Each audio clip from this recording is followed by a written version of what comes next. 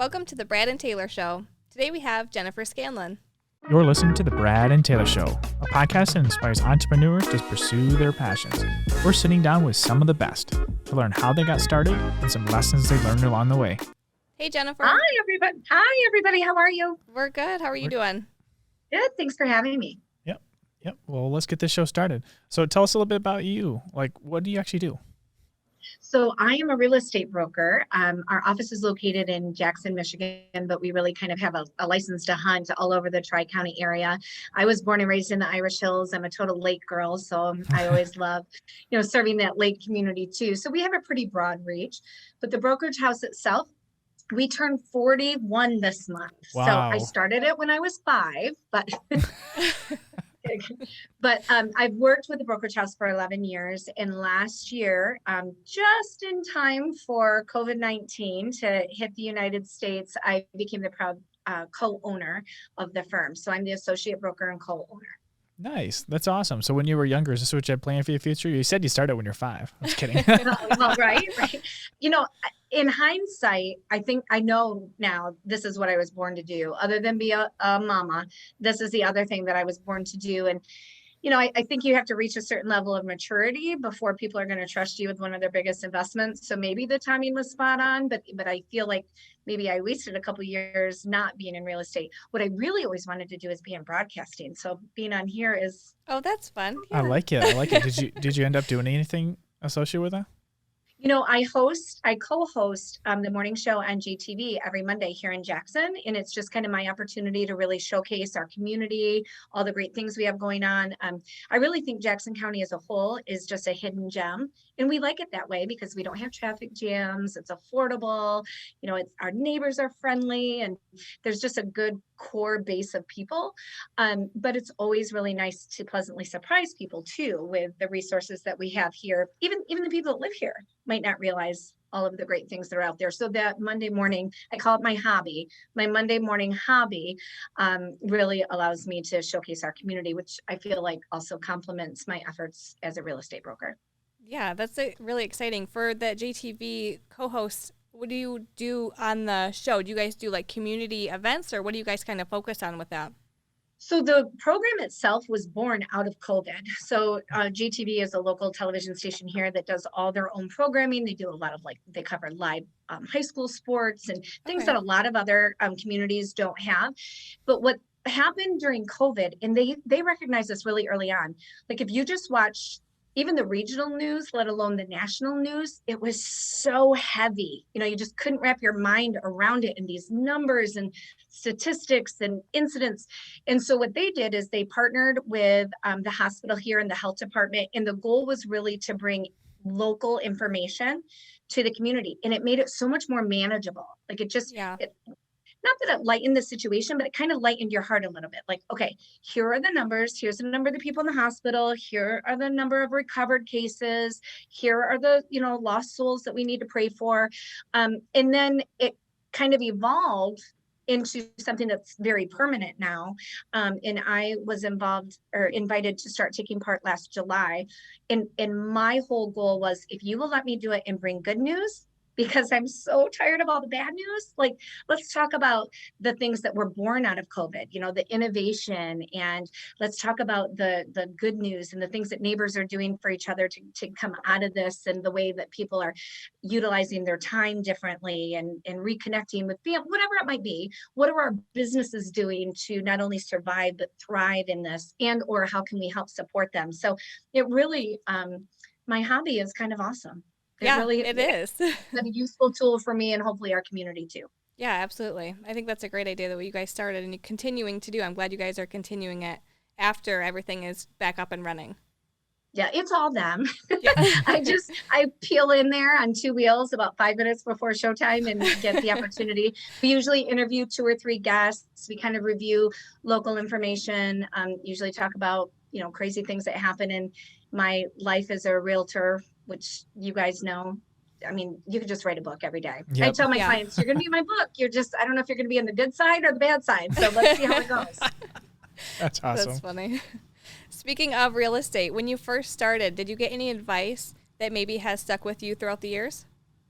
So I was blessed to enter a horrible, horrible real estate market and have a fantastic set of brokers. So I should share, at the time I was pushing 40, I had a toddler and I was pregnant. And I was very open with my broker. He's the only one that returned my call after I got licensed. And I told him, and he said, well, you know what? We have all these empty offices. I think it was something like 200 realtors left Jackson that year, which tells you we had too many to begin with. But he said, you know what? We'll take one of these offices and we'll put in a nursing chair and a television and crayons and coloring books. And my office manager is my daughter. She's also a licensed realtor. She'll help you grow your business and watch your kids. And I was like, oh my God, thank you. You know, just when you wonder if you were doing the right thing. So what he taught me very early on was you always strive for excellence. And he did that. You know, he saw something in me and he was willing to go that extra mile and letting me basically raise my children in the brokerage house in making every case, you know, we pivot for every client that we have. You know, you find out what their needs are, and then you go to work on taking care of those needs. So that was the first thing. My second broker, they were business partners, and Mary Ann was a very, what do I want to say, rambunctious 80-something-year-old. And the first time I had like a real case of conscience, you know, like somebody was asking me to do something that just didn't feel right. And she told me what to say. And I said, oh, Mary Ann, I can't say that. And she said, well, you put on your big girl panties and you do it. You do the right thing. And I hear her in the back of my mind often when I find myself in those places. So I would say those are the two biggest things that were early on big influences. That's awesome. Kind of switching gears a little bit here. Over the years, what is the worst property that you have been to? Oh, that I've been to? Yeah. Oh, so again, going back to the beginning, you know, I mean, when you were talking about the recession, everything was divorce, bankruptcy, foreclosure, short sale, debt, you know, I mean, like everything that comes along with that financial strife. So, I mean, I have, you know, had to deal with raccoons and squirrels and stepping over feces and kind of getting through all of that. Gosh, I'm trying to, the dead squirrel falling on me. Oh no. When I opened up an attic, after I had like maneuvered around all the other critters, that was probably an all-time low. Oh my. That is the first, I will say, that we have heard that.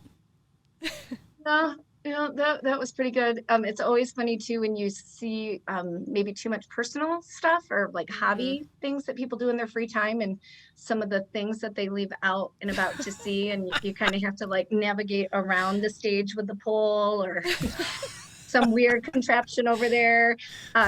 So those aren't necessarily the worst, but they're kind of tricky to maneuver around. Yeah, a little awkward when you're showing, I'm assuming. Yeah. Oh, yeah. And you would think it'd be like a really isolated incident. Like there was this one. No. Oh, no. Multiple. Okay. More common than you might think. Yep.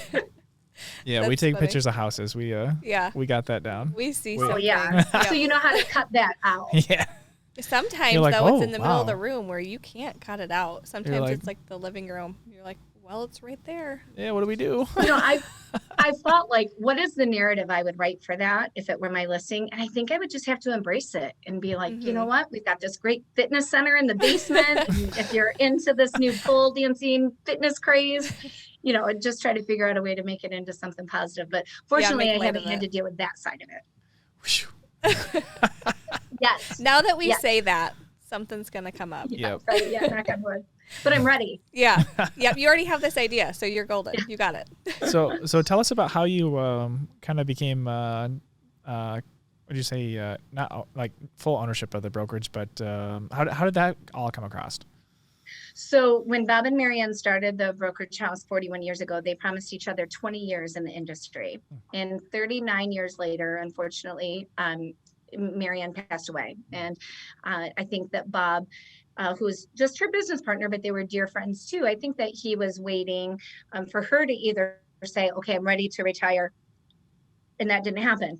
And she was literally working pretty close up to the day that we lost her. So, but once that did, I think he was ready. You know, 40 years in this industry is a lot. And he earned some downtime. So he came to his daughter, Sandy, and I and said, You can either carry on the tradition, striving for excellence that we put into place, 39, 40 years ago, or I'm going to close it up and you guys go, figure out what you're going to do next. And it was a no-brainer. Like I said, my girls literally grew up in the Right. brokerage house. Sandy is not just my business partner. She's kind of like my life partner. She's helped me raise my kids, grow my business. She Yeah. keeps me sane.